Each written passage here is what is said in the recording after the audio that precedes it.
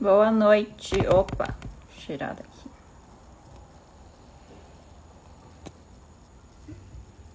Boa noite, sejam bem-vindos. Vou chamar aqui Dr. Caran.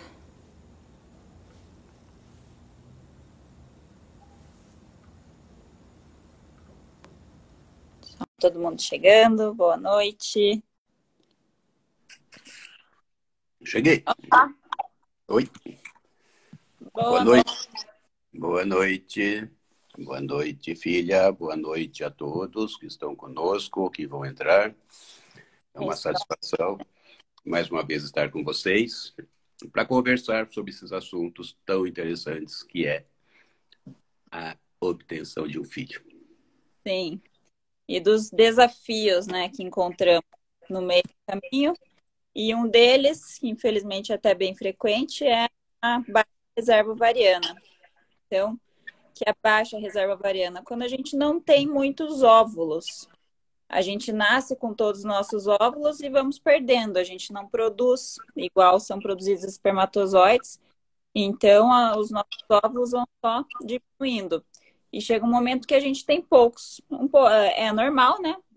Todas as mulheres vão evoluir para uma baixa reserva ovariana até entrar na menopausa. O problema é quando isso acontece ou antes do tempo, ou quando a mulher ainda não está com a sua família completa, não teve seus filhos.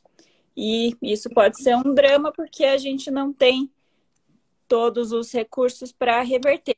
Não consegue criar novos óvulos, pelo menos não por enquanto, né? Quem sabe um dia.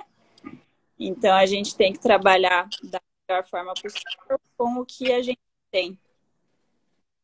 Isto é uma situação, é um problema social hoje. Antigamente, as nossas avós casavam com 15, 16, 18 anos. Quando chegava aos 30, já tinham 3, 4, 5 filhos. Hoje, não. As mulheres estudam, ocupam mais que a metade das cadeiras nas universidades, se formam, trabalham e trabalham muito, tanto quanto os homens ou até mais. E, para isso, acabam postergando a maternidade para uma idade mais tardia. Não só a maternidade, como os próprios relacionamentos, casamentos também vão se ficando mais para trás, mais para frente, mais para uma idade maior. E hoje a mulher fica jovem até os 60, 70, 80, 90 anos. Tem mulheres muito jovens. Mas a fertilidade, infelizmente, ela se encerra aos 45 a 50 anos para todas, inevitavelmente. Então, muitas mulheres casam ou desejam ter filhos depois dos 35, 38, 40 anos, às vezes 45, 50. E aí a situação vai se tornando crítica porque a reserva ovariana se esgota praticamente aos 45 anos. Como disse a Rosali, vocês nascem com os óvulos já com toda a capacidade ovariana, já vem desde a infância, desde a vida intrauterina. Não se produz mais óvulos depois. Só vai se consumindo. E a mulher, a menina, na adolescência, tem 400 mil óvulos. Intrauterinamente, 2 a 3 milhões de óvulos. Mas quando chega na adolescência, tem 400 mil. Ela ovula 1 por mês, mas queima 1.000, chama atresia. Então, a cada mês gasta 1.000 óvulos. Então, esses 400 mil vão gerar 400 ovulações apenas, porque a cada ovulação 1.000 óvulos são perdidos, praticamente. E depois de 400 ciclos, os óvulos se esgotam, a reserva ovariana se esgota. E para algumas mulheres com algumas doenças ovarianas, doenças autoimunes, podem ter a reserva ovariana diminuída mais precocemente. E isso vai tornando a reprodução um pouco mais crítica neste momento, porque a medicina reprodutiva evoluiu muito nos últimos anos, mas nós precisamos ainda de um bom óvulo, um bom espermatozoide e um útero para albergar essa gestação. De forma que a falta de óvulos ainda é um drama para nós. Mas nós temos algumas maneiras de de tentar agilizar as gestações ou tentar favorecer as gestações enquanto a mulher ainda tem alguns óvulos para nos fornecer. Sim. Bom, então, como você falou, a gente tem realmente algumas doenças que a gente sabe que podem, né, causar essa baixa reserva ovariana antes da hora. Então, endometriose, principalmente se tiver endometriose, né, nos ovários, infecções. E tem uma parte um pouco ainda, né, bem, bem conhecida da parte de doenças imunes, parte genética, que nem sempre a gente consegue prever quem vai sofrer com isso, quem vai ter uma baixa reserva ovariana antes do tempo. E também porque muitas mulheres realmente não imaginam, né? Como falou, não se sentem, se sentem jovens com 50 anos, mas infelizmente os nossos ovários às vezes não acompanham essa jovialidade. Então, mesmo às vezes vem, mas eu me cuido, eu sempre me alimentei bem, fiz atividade física, mas isso por si só não é capaz de evitar um processo natural nosso, né? Outra coisa que eu esqueci de falar, o tabagismo também é um fator de risco para isso e deve ser evitado pelas mulheres também. É importante lembrar que existe uma genética na falência ovariana precoce idiopática, aquela natural, que vem sem nenhuma causa conhecida. Então, aquelas mulheres que tiverem na família a mãe, tias ou qualquer parente, mesmo irmãs, que tenham parado de menstruar mais cedo sem um motivo justificável, sem uma cirurgia sobre os ovários, sem retirar o útero, então ela tem que se preocupar, que ela também pode ter uma baixa reserva ovariana chamada falência ovariana precoce, menopausa precoce, independente de doenças. Então essa tem que se preocupar mais. Agora, no modo geral, falando de saúde, de conservação, de cuidados com a juventude perene que as mulheres estão tendo, a juventude mais numa idade mais avançada, sempre é bom lembrar que os bons cuidados com a saúde também influenciam na fertilidade. Então, o excesso de peso ou a falta de peso pode atrapalhar a fertilidade, principalmente o excesso, que é mais comum. Uso de drogas, medicamentos também pode afetar. Então, tem que sempre procurar ter uma vida saudável, praticando atividade física, tendo uma alimentação saudável e mantendo o peso dentro da faixa razoável e não usar drogas. Droga que eu digo, cigarro, álcool em excesso e outras drogas ilícitas também, evitar tudo isso. Então, ter uma vida saudável vai ter uma fertilidade um pouco mais preservada, mas nunca depois dos 45 ou 50 anos. Sim. Então, falando um pouco também, né, então, da questão de tratamento para baixa reserva ovariana, como a gente disse, tem um tratamento para reverter isso, né? E a gente sempre vai fazer uma avaliação completa do casal para daí sugerir um plano de tratamento. Ter baixa reserva ovariana não quer dizer que você precise necessariamente da fertilização in vitro. A gente tem pacientes com baixa reserva que podem engravidar naturalmente, engravidar com o coito programado, com a indução da ovulação, mesmo com a inseminação. Mas em alguns casos a gente opta pela fertilização in vitro justamente por não ter muitos óvulos e não saber até quando teremos. E por a fertilização ela poder oferecer uma chance maior de sucesso por tentativa, às vezes ela pode ser indicada por esse motivo, mas não necessariamente ela vai ser a única opção desse casal. E é bom frisar que uma inseminação, uma fertilização in vitro, não é a solução para baixa reserva. Ela pode ajudar, assim como pode ajudar uma estimulação da ovulação, com coito programado, produzindo 2, 3 óvulos no mês, aumenta a chance de gravidez. A inseminação ajuda um pouco mais, a fertilização in vitro ajuda um pouco mais. Mas, como disse, se não tivermos um bom óvulo, um bom espermatozoide, não vamos ter a gestação. Então, não é a fertilização in vitro que vai substituir um bom óvulo, um bom espermatozoide. Espermatozoide preguiçoso, sem motilidade, não tem problema. A fertilização in vitro resolve, mas tem que ter um espermatozoide com a carga genética boa.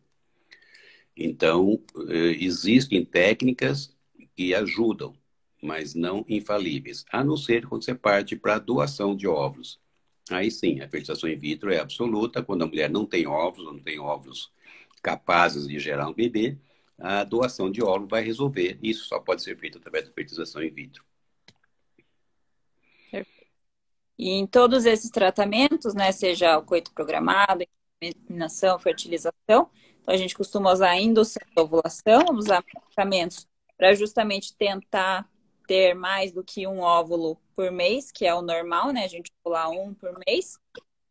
Só que a gente vai estar estimulando o que os ovários têm ali para oferecer. Então, a medicação que a gente usa, não adianta a gente só subir a dose, que não vai ter uma resposta sempre proporcional.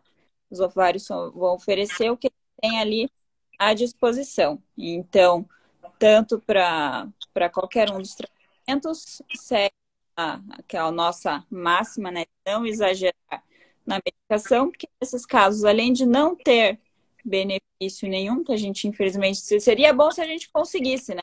A dose e ter sempre óvulos. Mas além de não ter benefício, ainda pode ter efeitos colaterais e até eventualmente piorar a qualidade dos óvulos, qualidade dos embriões, do endométrio também, nessa tentativa de ter mais óvulos. É realmente a lógica não impera nessa situação. Que a maioria das pacientes imagina, e até alguns médicos, que aumentando a dose de medicação, os ovários vão produzir mais ovos. Por quê? Porque quando se induz a ovulação, a gente fala, vamos induzir a ovulação e vai produzir 2, 3 óvulos e vai ter relação sexual, fazer uma inseminação.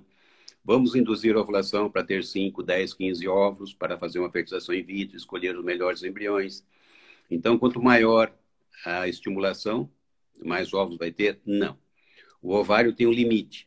E esse limite, ele é bem estabelecido. Tem ovário que você dá uma dose pequeníssima de remédio e produz 10, 20, 30 óvulos. Dá até hiperestímulo, com dose pequena. E tem ovário que você pode dar uma dose elevadíssima de medicamentos e vai produzir 1, 2, 3 óvulos. Lógico, pode produzir 5, pode produzir 10, mas ele não vai produzir de acordo com a dose do remédio, vai produzir de acordo com a sua capacidade. Então, muitas vezes, você aumentar a dose pode trazer prejuízos, como disse a Rosali. Então, é importante encontrar a dose certa para que o ovário produza o máximo possível, a melhor qualidade dos óvulos, com a menor dosagem de medicamentos, até por uma questão de economia, porque os custos dos medicamentos às vezes são caros. Então, não adianta aumentar a dose, a encontrar o medicamento certo. E às vezes nós tentamos com injeções caríssimas estimular a ovulação e produzindo 1, 2, 3 ovos. E às vezes nós desistimos ou mudamos para medicação simples e barata, até alguns comprimidos, com um custo bastante reduzido, e, para surpresa, produz mais óvulos do que com injeção. E muitas vezes também não podemos ignorar que você estimula um mês com comprimido ou com injeção, e no outro mês, aquela medicação usada no ciclo anterior pode favorecer e produzir mais. Mas, em alguns casos, num mês produz mais, no outro mês produz menos.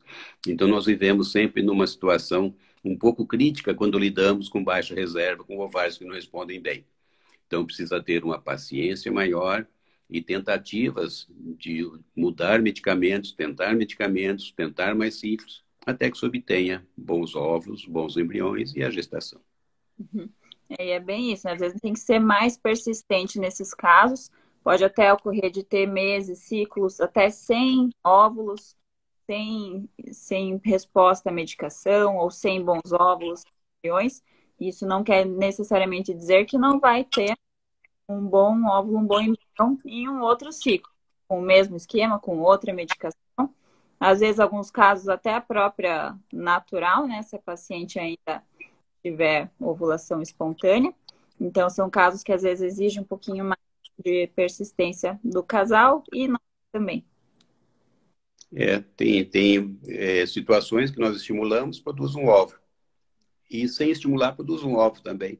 Eu sempre digo, eu prefiro um óvulo sem estimulação, em ciclo natural, do que um óvulo estimulado. Mas a situação é bem parecida. E muitas vezes, então, trabalhamos com ciclos naturais, retirando apenas um óvulo, obtendo apenas um embrião, às vezes não obtém nenhum, e a chance de gravidez também é razoável e vale a pena tentar em situações específicas. E uma decisão difícil, às vezes, é quando o casal já não sabe se segue tentando, né, com os próprios óvulos ou quando partir para algum outro tratamento, que seria a opção daí dos óvulos doados, da ovulação. É difícil a gente ter uma resposta clara, às vezes a gente tem, quando realmente vê que não produz mais óvulo nenhum, às vezes já está até na menopausa, com sintomas claros, sem menstruar, sem ovular, é mais claro que a gente deve seguir, né, por outro caminho, pelos óvulos doados. Mas, às vezes, em casos de baixa reserva, que você vai ter ali 1, 2, às vezes 3 óvulos em cada ciclo, pode dificultar um pouco esse tratamento. A gente não tem uma resposta exata de quando desistir dessa modalidade e partir para o óvulo doado. Então, essa é sempre uma questão que a gente vai conversar com o casal para decidir o que é melhor. Ir com chances mais baixas por tentativa ou partir para o plano B, né? A outra opção que a gente tem, que seriam de óvulos doados. É importante lembrar também que não é só o número de óvulos, a qualidade dos óvulos. Quando a reserva ovariana fica mais baixa, é comum que a qualidade também diminua. Então, isso acaba comprometendo. Por isso, necessário na situação muita dedicação, muito altruísmo, momentos de entusiasmo alternados com momentos de muita decepção, porque os resultados às vezes demoram para surgir. Mas enquanto tiver óvulo, enquanto tiver condições de fazer o tratamento, bom útero, espermatozoides, é importante insistir. Insistindo, geralmente o final é feliz e o bebê virá. E em último caso, aí tem que pensar em doação de óvulo. Mas isso eu chamo de plano B ou plano C, às vezes, porque a gente insiste enquanto tem óvulos. Mas aí também vai pesar o desgaste emocional, o desgaste financeiro, e tudo isso tem que ser pesado e depois decidido com o casal e o médico o que fazer, por onde seguir. Eu estou vendo muitas perguntas bem ligadas ao assunto, Rosali. Talvez a gente pudesse já começar a responder as perguntas, senão ficariam sem resposta. Vamos pegar aqui, lá da primeira. Boa noite. Aqui. Primeira pergunta da K. Minha reserva ovariana é baixa. Engravidei antes do congelamento. Quanto tempo devo esperar após o nascimento do bebê para iniciar congelamento? Eu imagino que ela ia congelar óvulos, né? Ou embriões, enfim. E engravidou antes. Que bom, né? Que bom que já engravidou. Agora, quanto tempo depois fazer um novo congelamento? Novo congelamento? Sim. Para preservar a fertilidade? Foi Assim que parar de amamentar, já pode reiniciar. Uhum. Eventualmente até já pensar numa outra gravidez. Uhum. Aqui a Amy só comentou que tem 36 anos e a reserva é super baixa. Infelizmente acontece. Às vezes a gente consegue identificar a causa, às vezes não. E cá de novo, baixa reserva ovariana genética. Isso um pouco a gente falou, né? Que em alguns casos pode ter. Nem sempre a gente consegue determinar isso, mas a gente vê com frequência a mesma família, diferentes mulheres tendo a menopausa mais o habitual. Shirley, tomar melatonina ajuda na qualidade dos óvulos? A melatonina parece que é usada mais para induzir o sono, né? Para dormir. Sim. E tudo que for que traga melhoria na qualidade de vida pode influenciar na qualidade dos óvulos, não apenas nos óvulos, como no espermatozoide, como no fígado, no rim, no cérebro.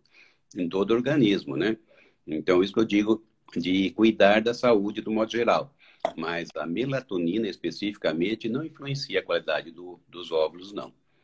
Existem outros medicamentos que nós às vezes utilizamos para tentar reverter a qualidade da reserva ovariana, como antioxidantes, até hormônios masculinos, testosterona, que nós tentamos usar, mas não tem nenhum comprovadamente eficaz que possa reverter uma baixa reserva a ponto de dizer, não, essa paciente voltou a ter uma fertilidade natural, normal e boa. Não, é difícil.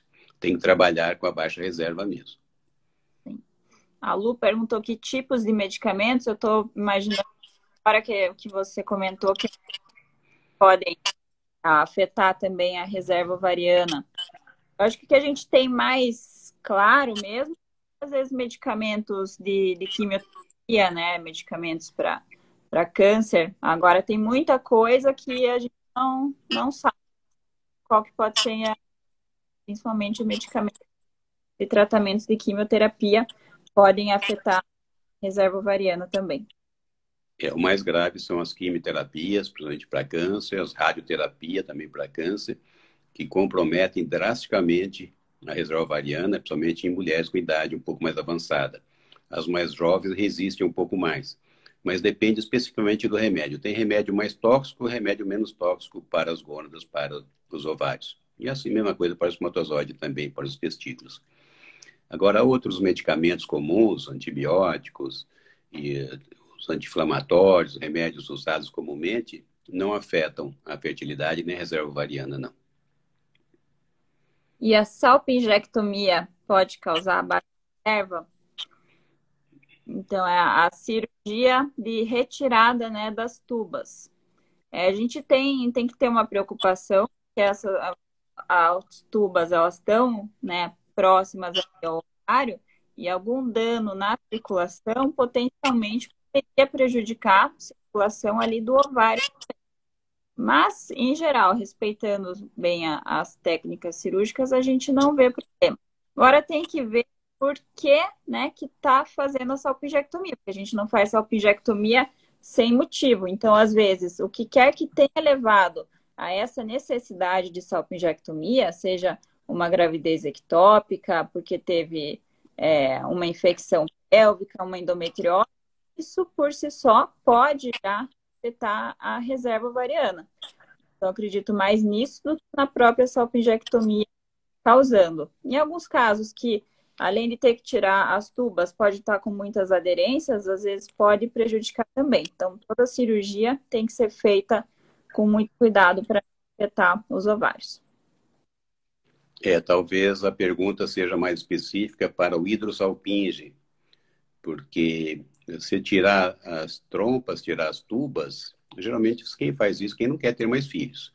Agora, quem quer ter filho e precisa tirar as tubas, provavelmente porque tem hidrossalpinge. Hidrossalpinge é uma inflamação que obstrui as trompas e acumula líquido. E este líquido pode ser tóxico para os embriões. Então, a mulher com hidrossalpinge de tamanho razoável tem uma chance de engravidar através da fertilização in vitro reduzida quase à metade. Obviamente que nós temos algumas medidas de aspirar essas trompas ou dar antibiótico que diminui esse dano do hidrossalpinge. Mas muitas vezes nós pedimos para tirar as trompas por ter hidrossalpinge, para não prejudicar a FIV.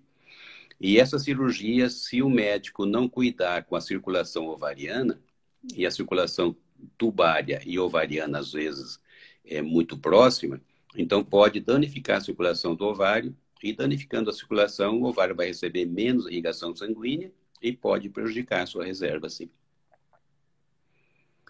Letícia perguntou, como melhorar o óvulo? Isso é o que nós gostaríamos, né, de saber, tirando o que já foi comentado, da questão da saúde de modo geral, né, cuidar da saúde, alimentação, atividade física, peso, evitar cigarro e outras drogas. Atualmente a gente não tem nenhum medicamento, nenhuma medida muito eficaz para melhorar a qualidade dos óvulos.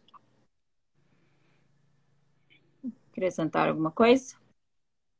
Não, acho que é isso mesmo.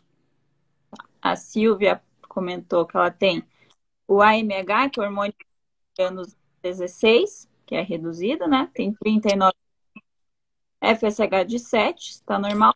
Se ela tem chances de engravidar naturalmente. Tem, se não tiver nenhuma dificuldade ligada ao marido, às trompas, se tiver tudo normal, pode engravidar, sim. Até os 45 anos, frequentemente se engravida. Obviamente, com mais dificuldade, demorando mais, mas pode engravidar espontaneamente, sim. Aline, eu tenho baixa reserva, estou aguardando meu beta. 3 embriões lindos implantados para o Dr. Caran. Estou ansiosa Opa, para lhe dar boas notícias. estamos na Estamos torcida aí. na torcida aí, Aline. José Luiz, quando desistir da FIV com os próprios óvulos para quem tem baixa reserva? Isso que a gente comentou bastante também, né? Que a princípio, enquanto tem óvulos, a gente tem esperança, mas tem que levar em consideração outras questões, né? Como o desejo do casal, as chances com um tratamento, com outro, para decidir. O que importa também não só a baixa reserva, mas outros fatores do casal, a idade da mulher, possíveis fatores masculinos, tudo isso para ser levado em conta. Então, é uma decisão bem individualizada do tratamento. Então, é uma somatória de fatores. Tem casal que aceita bem ovo doação, e tem casal que não aceita. Tem casal que gosta de persistir no tratamento até ter resultado. Tem casal que não quer persistir, porque cada tratamento negativo é uma decepção muito grande. Tem o lado financeiro também. Então, tudo isso tem que ser pesado e conversado e analisado. Quantos ovos está produzindo, a qualidade dos ovos, a qualidade dos embriões, para o médico ter uma noção das chances desse casal engravidar. Por menor que seja, ele vai dizer, olha, tem uma chance razoável, tem uma chance boa. Tem casos que a gente fala, olha, você não vai engravidar com seus ovos. Os pacientes às vezes choram, ficam bravas, reclamam que a gente é muito grosso, mas a gente não quer iludir ninguém. E tem casal que a gente fala que, olha, muito difícil. Ah, mas eu quero tentar com meus ovos. Enquanto tiver um óvulo, eu quero tentar. Então, as variações são muito grandes, de pessoa para pessoa, de casal para casal e de cada situação também. Andréia perguntando, a clínica terá contato para conseguir ovo doadora estrangeira ou a clínica passa o contato para procurar? Como funciona? Então, para conseguir óvulos doados, né, a gente tem a opção de fazer com pacientes da própria clínica, que então são pacientes que doam óvulos em troca de ajuda no custo do tratamento dela, né? Ou também em bancos de óvulos. Eu falei que é banco de óvulo nacional, tem também bancos de óvulos estrangeiros de outros países. No caso dos bancos de óvulos, a própria paciente entra em contato, a gente passa, né, esse contato, e elas podem procurar diretamente nesses bancos, realizar a compra e enviar para nós. Depois a gente daqui do restante do tratamento.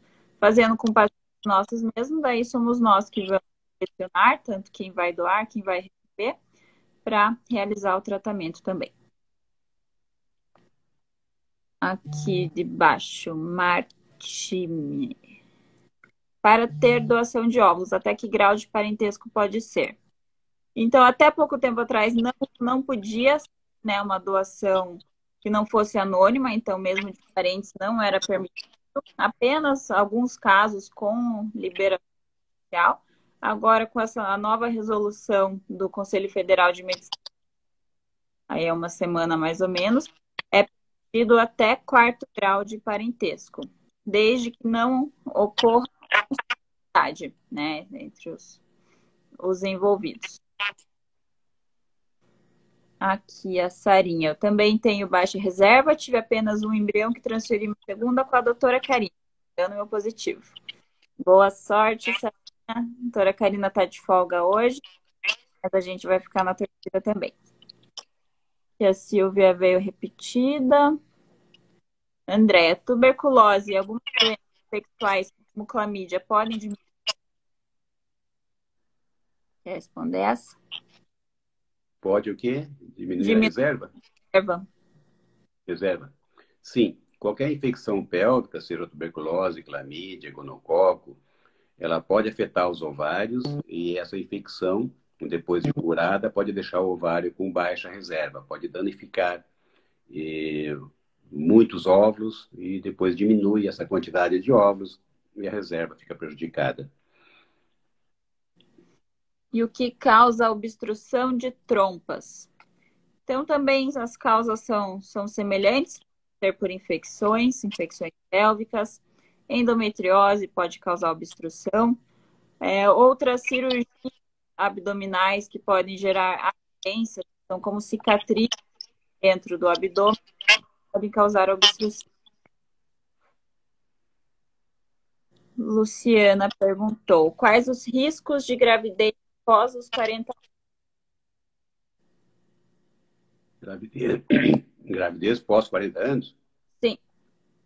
Se houver o risco para a mãe, se ela tiver boa saúde, não for hipertensa, cardiopata, não tiver diabetes, não tem grandes riscos para a mãe. Para o bebê, aumenta os riscos de bebês com defeito. Aos 40 anos, 1 a cada 100 bebês pode ter defeitos genéticos, como síndrome de Down ou outros parecidos. Durante a fertilização in vitro, é possível fazer exame genético dos embriões e excluir aqueles com defeitos genéticos. Não todos os defeitos, mas os mais frequentes, aqueles que alteram os cromossomas. E durante a gravidez, durante o pré-natal, também se detecta praticamente todos os defeitos nos bebês. Andréa, pode não responder bem a menopausa e responder bem com critérios, hormotrópio ou outros, quando mudar o protocolo. Então, sim, a gente pode ver uma variação na resposta, que às vezes pode até nem ser tanto devido ao pode ser um mês melhor, outro mês com uma resposta abaixo do esperado. E quando mudar o protocolo, também vai ter uma decisão bem individualizada. Às vezes, como o doutor comentou, a gente usa uma dose mais alta de, por exemplo, né, o Gonal-Menopur e não tem uma boa resposta, em outro mês a gente pode tentar até o próprio comprimido, às vezes associar os comprimidos e as injeções. Então, são todas possibilidades que a gente vai avaliando conforme o tratamento. Não existe uma regra básica bem definida. Não, começamos com este, não der certo, passamos para aquele, se não der certo, passamos para aquele outro. Às vezes é o contrário, começamos com o que a gente pensa que é o melhor e não dá certo, e às vezes aquilo que a gente imaginava que não fosse ter bom resultado acaba tendo, e às vezes o efeito do remédio no mês ajuda no outro. Então, não existe uma regra básica. Você tem que ir observando os ovários e mudando de acordo com a sua experiência e com a resposta que que o ovário da paciente demonstra. A Silvia perguntou: o tratamento de letrozol e choripado? Sim, é uma das opções. Normalmente a gente para o tratamento de coito programado, mas normalmente na inseminação também, até na fertilização ele pode ser usado. Ela também perguntou se namoro programado, as chances. Então, sim, né, o que a gente chama de coito programado, justamente isso, a gente vai induzir a ovulação, esperança de ter mais de um óvulo, para aumentar de ter um óvulo saudável, 2, 3, esse pode ser um pouco mais. Mas, como o doutor Carol falou, vai aumentar um pouco, né? Vai aumentar a chance, sim, desde que o restante da investigação esteja normal. Então, as tubas normal. Eu gosto de fazer uma analogia de que a mulher ovula um óvulo por mês. E vai ter relação, vai tentar com aquele óvulo. Se ela tem uma baixa reserva, ou tem uma pressa para engravidar, então ela pode estimular a ovulação e produzir 2, 3 óvulos. Mais que 3 é perigoso, arriscado ter gemilaridade excessiva. E se ela ovular 2, 3 óvulos, ela vai ter a chance em 2, 3 meses em um. Então vai aumentar a chance, vale a pena sim. Lógico que vai correr o risco de ter gêmeos, trigêmeos, mas havendo uma vontade muito grande de engravidar, uma pressa, uma baixa reserva, esse risco vale a pena, porque ele torna-se baixo. Ok. A Rosângela. Tive salpingite e tem uma trompa. Tem algum exame que mostra que essa trompa que ficou possa estar afetando os embriões? Então, e as trompas, principalmente pelo ultrassom, que normalmente vê as trompas, mas se estiverem dilatadas, então, salpinge, elas tornam-se visíveis, né? E mesmo quando tem dilatação, não é certo que isso vai estar atrapalhando, mas em geral, ele falou, ou a gente tirada, ou então, se for fazer a fertilização in vitro, a gente pode fazer a injeção e aspiração desse líquido da coleta dos ovos. Isso se estiver presente. É importante saber que se teve uma trompa doente, a outra geralmente está doente também. E ela prejudica a fertilização in vitro se ela acumular líquido e jogar esse líquido dentro do útero. Se ela não tiver uma obstrução e acumular líquido, que chama hidrossalpinge, não vai ter problemas, não. Ela pode dificultar a gravidez, ou pode ter gravidez na trompa também, mas não impedir a fertilização in vitro. Alô, após tentativas de FIV sem sucesso, como proceder? Então, a fertilização in vitro, mesmo quando feita em condições não de baixa reserva, ela não tem chance de sucesso alta, próxima a 100%. Então, ter 2 tentativas de FIV sem sucesso, por mais que você saiba que é triste e cansativo, não necessariamente que a fertilização não vai na terceira, na quarta, na quinta tentativa. Então, a princípio, a gente considera que a ligação já foi, né, realizada. Então, em geral, a gente pode precisar persistir, fazer mais tentativas. Ou, em alguns casos, se for realmente uma reserva muito baixa, qualidade, óvulos, espermatozoides ruins, pode ser optado ou algum plano B, como, por exemplo, a ovodoação. Mas, a princípio, ter 2 tentativas sem sucesso não quer dizer que não ter sucesso posteriormente. A chance de uma gravidez natural e um casal jovem, saudável, como eram nossos pais, nossos avós, é de 25%. Eles tentavam 4 vezes para uma dar certo na cama, certo? Mas é uma chance limitada. Na fertilização in vitro, a chance é maior, é praticamente o dobro do que uma chance de uma gravidez natural. Mas mesmo assim, é uma chance limitada também. Então, tentar 2 vezes não dar certo está dentro do normal para o método. Então, às vezes, precisa fazer 2, 3, 4, 5 vezes. Parece assustador, mas às vezes é necessário. Muitas engravidam na primeira, quase a metade dos casais engravidam na primeira tentativa, 40% geralmente. Se tiverem boas condições, não tiver reserva muito baixa, mas tentar 2, 3, 4 vezes não é nada estranho, não. A Karina, tenho 38 anos e doença genética cardíaca. Vou fazer barriga solidária. É feito algum exame para sou fértil, já que nunca engravidei? Então, a gente vai fazer uma avaliação geral, né? De exames hormonais, ultrassom. Agora, não é que isso vai dizer se é ou não fértil. Durante o tratamento, vai ser feita a questão da ovulação, coleta de óvulos e a fertilização in vitro. Então, não tem nenhuma outra investigação específica para quem nunca tentou engravidar, então não pode dizer que realmente tem a infertilidade. É sempre feita uma avaliação geral, mas a preocupação, como se ela vai ser barriga solidária, é que ela tenha uma boa saúde, ela tenha boa capacidade de levar uma gestação adiante, não tenha hipertensão, não tenha diabetes, não tenha problemas cardíacos, pulmonares. Ela vai usar uma barriga solidária. Ah, ela vai usar. Então, o que ela precisa é ter bons óvulos, o ovário funcionando bem, e vai, então, fornecer esses óvulos. Porque aí quem precisa ter essas condições uterinas e gerais é a barriga solidária. Mas sempre é feita uma avaliação básica completa. Espermograma sempre avaliado, sempre é feito um exame do útero e das trompas, uma ultrassonografia, dosagens hormonais. A avaliação básica sempre é feita assim. E a K, até qual nível de reserva posso engravidar naturalmente? Então, como a gente falou, enquanto tem óvulo, seja um óvulo, né? Porque até o nosso normal é produzir um óvulo por mês.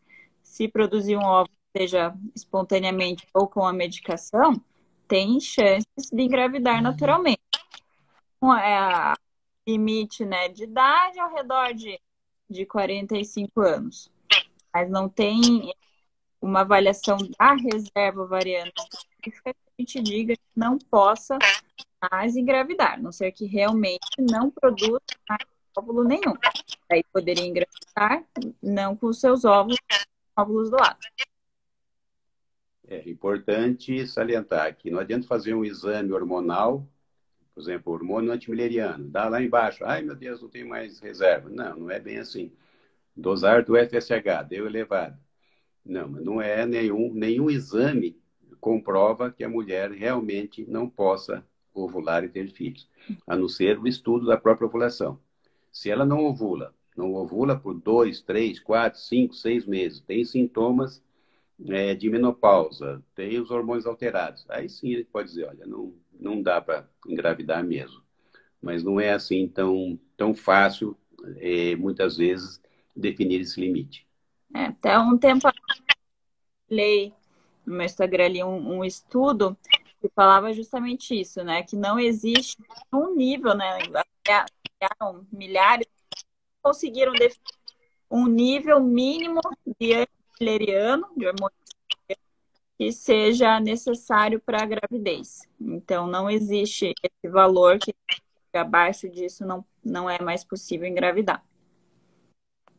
E a gente, às vezes, pensa que não vai engravidar, engravida. A natureza, às vezes, nos engana. Não é... A medicina é fantástica por causa disso. Não é matemática. Então, não existe esse limite. Mas a gente sempre recomenda, ó, você quer ter um filho, pode ter um filho, tenha o mais cedo possível. Não espere, porque é a idade é inimiga da fertilidade feminina. A Tati, em qual momento os autores sabem que o óvulo é de boa qualidade após a retirada? Eu tenho baixa reserva, Leriano 033, 35 anos. Juro que vou constar com a doutora. Estarei te esperando. Então, é difícil avaliar a qualidade do óvulo, tá? Logo que a gente tira, então a gente vai avaliar o óvulo no microscópio, consegue ver alguns defeitos grosseiros do óvulo. Não consegue avaliar só de ver no microscópio a parte genética, então a qualidade mesmo em si, só algumas alterações de morfologia.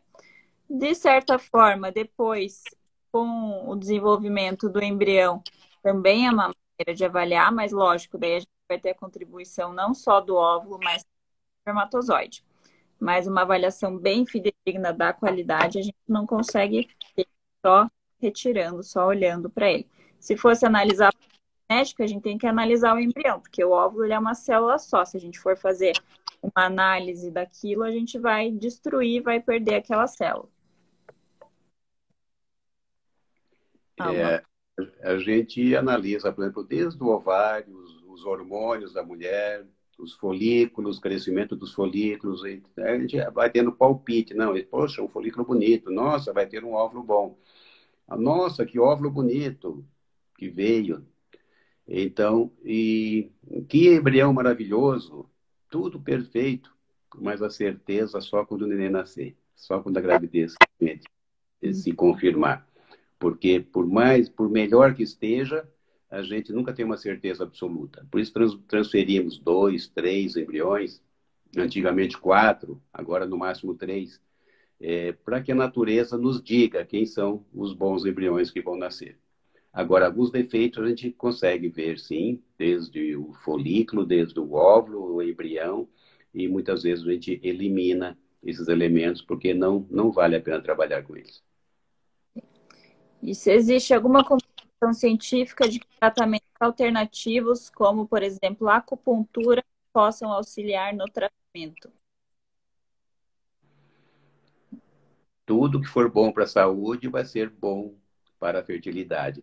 Eu tenho essa norma sempre comigo. Se a acupuntura vai te trazer um equilíbrio energético, vai melhorar o seu padrão de vida, a sua qualidade de vida, o funcionamento dos seus órgãos, ela é bem-vinda, sim. Não existe nenhum trabalho que diga assim, olha, tá com a baixa reserva, fiz acupuntura e reverteu, ficou boa reserva. Não. Vai ajudar, mas de uma maneira discreta. E vale a pena, sim. Vitaminas, acupuntura, atividade física, manter o peso, alimentação saudável, alegria, pouco estresse, pouca ansiedade, tudo isso é muito bem-vindo. Ótimo. E a Denise perguntou: a medicação do coito atrasa o ciclo menstrual ou desregula o mês seguinte? Sempre que a gente usa algum indutor da ovulação, a gente pode alterar ali o dia da ovulação. E dependendo de quando ovulou, se ovulou desesperado, ou até se antes ovulava, né? Agora passou a ovular, pode alterar o ciclo menstrual, a data da próxima menstruação. Isso é esperado e não tem problema. A Lu, quando desconfiar de falha de implantação? Pergunta complicada, Lu. É Lu, né? Lu. De falha de implantação. Eu tenho por norma dizer que o bom embrião se implanta sempre. Porque o útero geralmente é bom, o endométrio é bom, a não ser que tenha miomas, pólipos, endometrites, doenças que geralmente a gente descarta. Mas é muito comum falar, não, eu tenho bons embriões, implanto, o meu útero rejeita. Não, eu tenho falha de implantação. Eu não gosto de usar esse nome falha de implantação. Eu digo falha na fertilização in vitro. Porque o embrião, quando é bom, ele nasce, ele desenvolve. Quando nós colocamos 2, 3 embriões, às vezes nasce só um. Por que que um só nasceu? Porque ele era bom. Por que que não falhou toda a implantação? Porque tinha um bom e dois que não estavam bons, aquele bom implantou, aquele dois implantaram.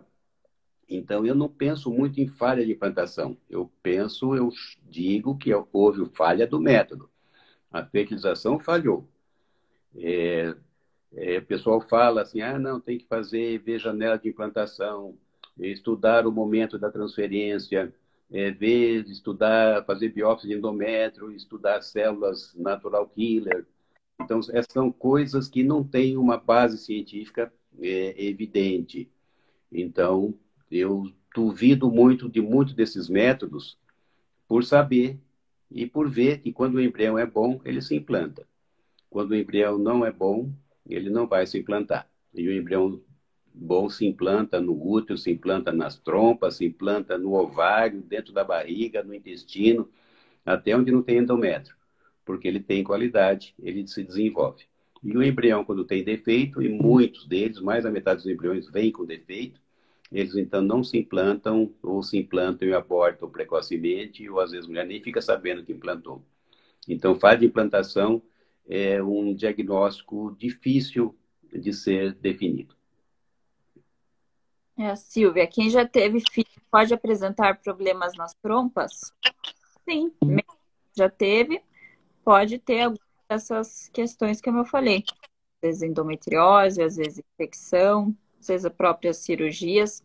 Então, pode desenvolver depois alguma alteração nas tubas uterinas.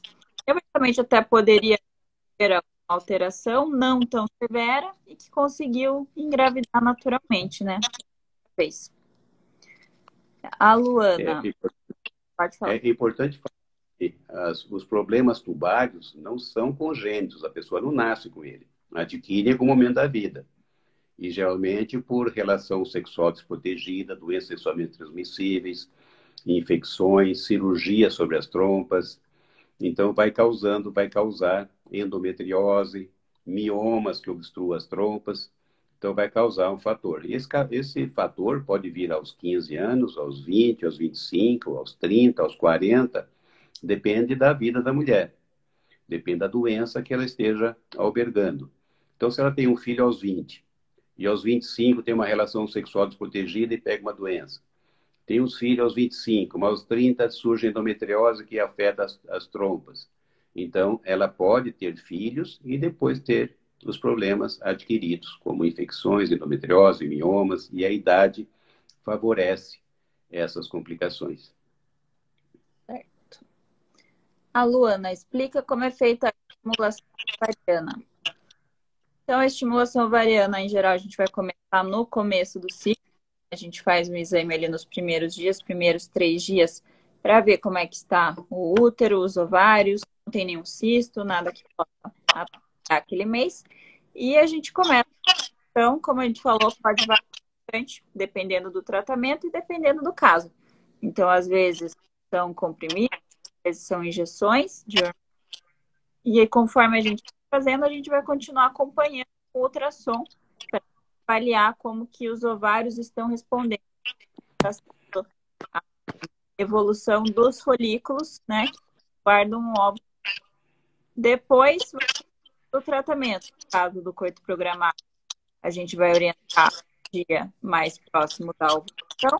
No caso da inseminação, a inseminação é feita no dia da ovulação. Ou no caso da fertilização in vitro, a gente coleta os óvulos da ovulação. Karina só comentou. Muito obrigada, doutora Rosali, doutor Caran. Ansiosa para o isolamento. Boa sorte. A Patrícia. A partir de quantos considerada reserva ovariana baixa em 31 anos? Não sei se ela quis dizer quantos óvulos, quanto o nível de hormônios.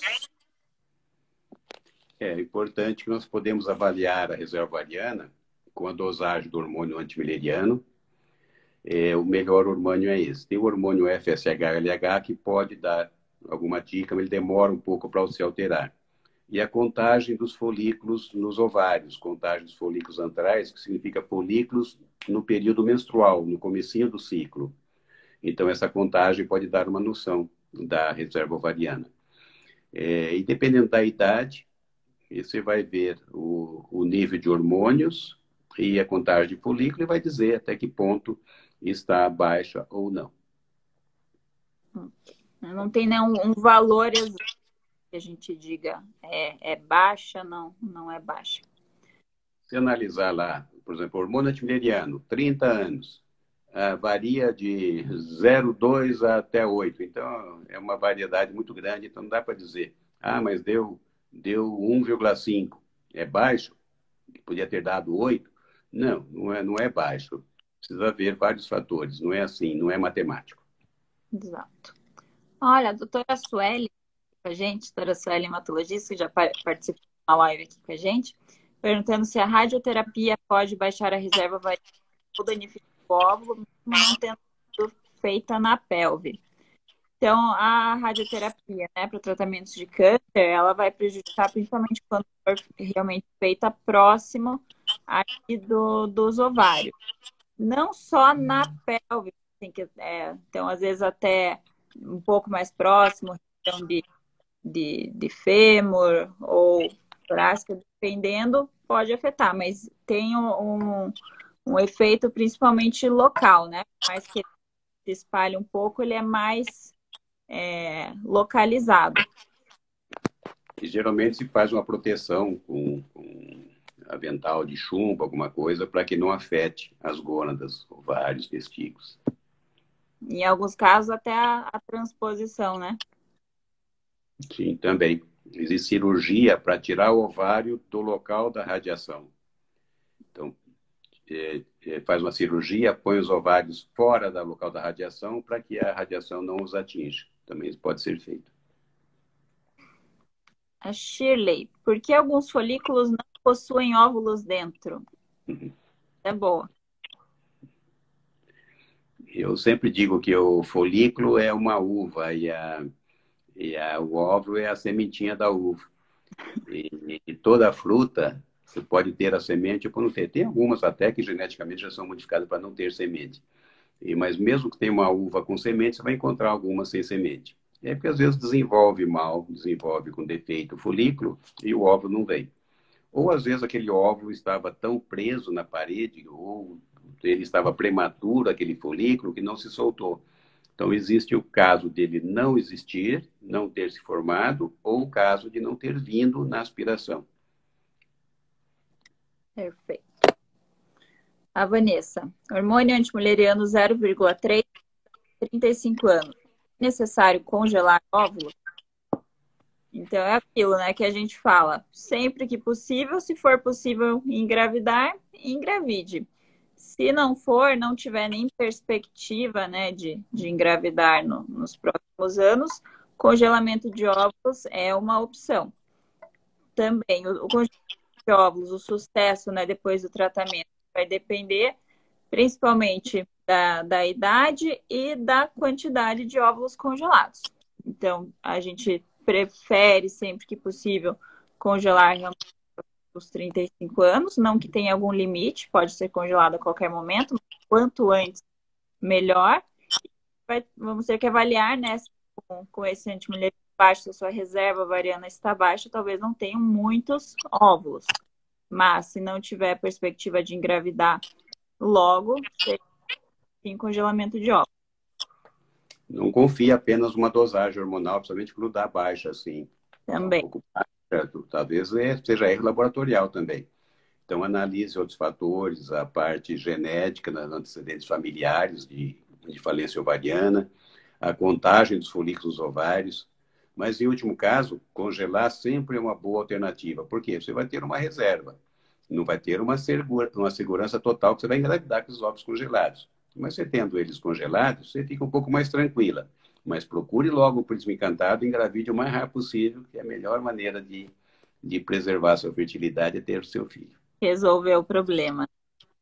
A Roberta. Se a mulher tem apenas 3 embriões congelados, é recomendado transferir quantos na primeira FIV? Tem 3 congelados, já primeira FIV, primeira transferência de embrião congelado.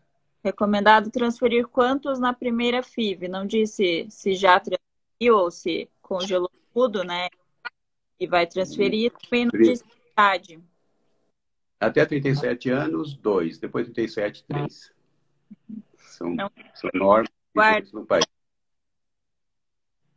No princípio, não tem por que guardar esses milhões e transferindo aos poucos.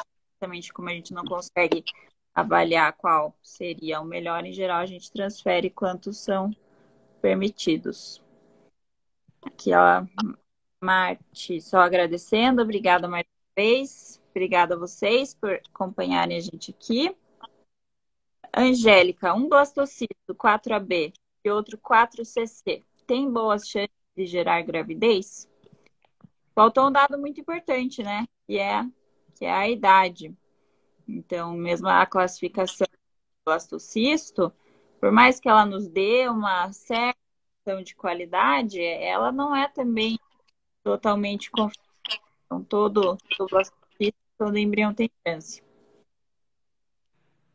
É importante lembrar que um blastocisto para uma menina de 20 anos vai ter uma chance de gravidez lá em cima. Uma menina de 40, a chance vai ser lá embaixo.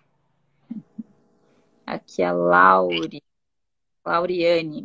Endometriose influencia na reserva ovariana? Sim, a gente falou disso. Principalmente endometriose na lesão dos ovários. A Lu, fiz 2 tentativas de FIV, óvulos classificados B e C. Não obtive sucesso. Não sei se tento novamente ou se investigo alguma outra causa dessa possível... Falhou aqui. É aquilo, como a gente falou, fazer 2 tentativas não engravidar não quer dizer que não vai dar certo na terceira, na quarta, mas precisaria avaliar bem o seu caso. Roberto, quando aparece o útero colado por sinéquias, pós-embolização de miomas, removidas por 2 vezes, o útero continua colado, recomendado a FIV? É aquilo, né? Dificilmente o endométrio vai ser um problema, mas em alguns casos, principalmente quando tem, né, esses diagnósticos, o endométrio o útero, né, pode dificultar a gravidez e em alguns casos, infelizmente, até impedir. Pelo histórico, embolização, sinéquia, esse útero está bem sofrido.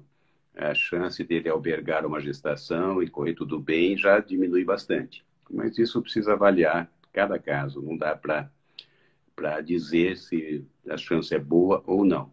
mas que é preocupante, é. E, né, em último caso, teria a opção de transferir os embriões para um útero solidário. Aqui, ó, hoje fechamos exatamente 1 hora agora e zeramos as perguntas. A última pergunta, se ela ficar salva. Sim, vou salvar já. Então, hoje deu tempo e perguntas. Então, só agradecer a presença de todas. Quer concluir? Eu queria sempre agradecendo, sempre transmitindo as mensagens de otimismo e muita resiliência, muita paciência, muita dedicação para esses casais tentantes, que eles tenham força e energia para ir adiante até conseguir o seu bebê. Não desanimar por pouca coisa. Aliás, pouca coisa não, porque nunca é pouca coisa, sempre a dedicação é muito grande em todos os sentidos. Então, mas mesmo que tenha falhas, não desanimem. Continue tentando, procure o teu sonho. Maravilha. Então, obrigada a todas e nos vemos semana que vem. Uma Até boa mais. noite a todos. Obrigado. Tchau, Oi, tchau. tchau.